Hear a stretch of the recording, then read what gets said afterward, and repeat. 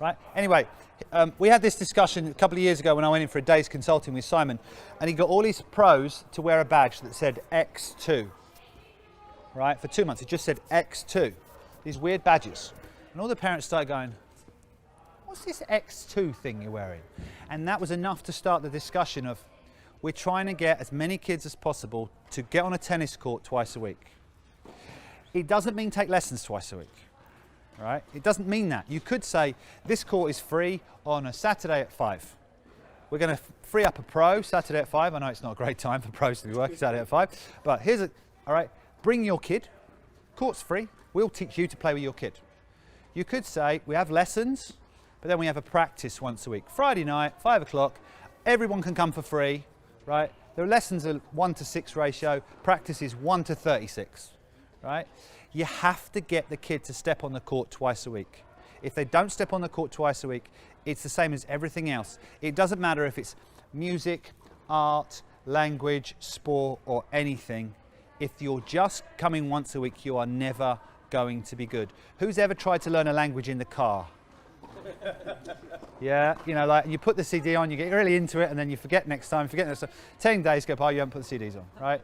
You can't learn. It's not possible to actually learn that much in that time and be good. And remember, being competent is what sets the spark. I've never met a kid who said, when I grow up, I want to be a really crap tennis player. They're all dreaming. They'd all like to be good. If they're here, they're, for goodness sake, they're in the home of the US Open. So you need to just sort of say, well, look, I'm not asking you to give up everything you do in your life. But every other sport, remember, demands twice a week. All the team sports demand twice a week. Somewhere along the line, I'm not talking about charging the parents. Find a way to get the kids on the court twice a week. Make a program instead of selling lessons. You have to sell a program, not lessons. Right? Like the one we just did at Sport Time, they have a lesson every week now. They've got tournaments, they've got social things, they've got a reward system. Junior team tennis. You know, sort of junior team tennis. Yeah, they've got all these different things. You have to build a program, and you have to get the kids on twice a week. Otherwise, it's not you're wasting your time, but you're always paddling upstream, big time. Problem is competition with team sports like soccer. No, but don't do that, right? Let's stop. Everybody likes to be on a team. Yeah, but so no, it's not. Junior team tennis. No, it's not. Okay, hold on. All right, I'm going to get you with this one because you picked me one of my. Right. What's the #1 form of tennis played in the world? High school tennis. Doubles. Doubles is the #1 form of tennis. More people are doing that every week, right, than playing singles around the world, right?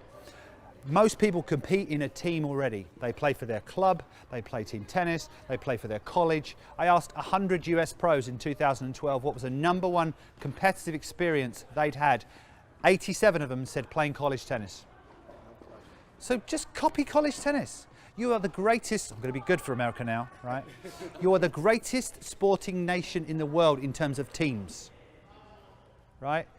Look at college football, look at everything that goes on in teams. Get on the bandwagon of making teams. Don't sell a lesson, sell a team. When you join your 6 kids, here's your t-shirt. We went and bought a heat press for $150 from the shop from the place down the road. What name do you want on the back?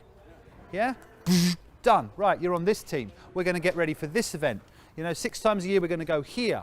We're going to take all the kids to US Open. Make a team culture within your club, right?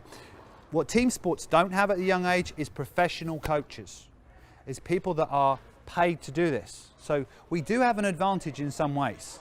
There are also some kids that leave team sports because they don't like the performance of their team and they want to be an individual. We have the best of both worlds, but you have to stop thinking about selling lessons and stop thinking about it being an individual sport and understand it can be both, right? And tennis can be really cool. It can be the best thing.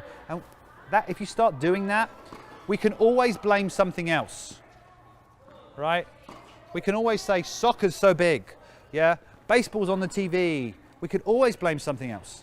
There are enough kids out there for us all to have programs that are overflowing if we just think about this in the right way, all right? And every single program, I mean, like my club, we did the Harry Potter thing. We had 2 teams, like 2 houses in school, you know? And you got points. And we had the Chubba Chup Cup, which is like the Stanley Cup. It was that big, it's a huge thing, full up with Chubba Chup lollipops.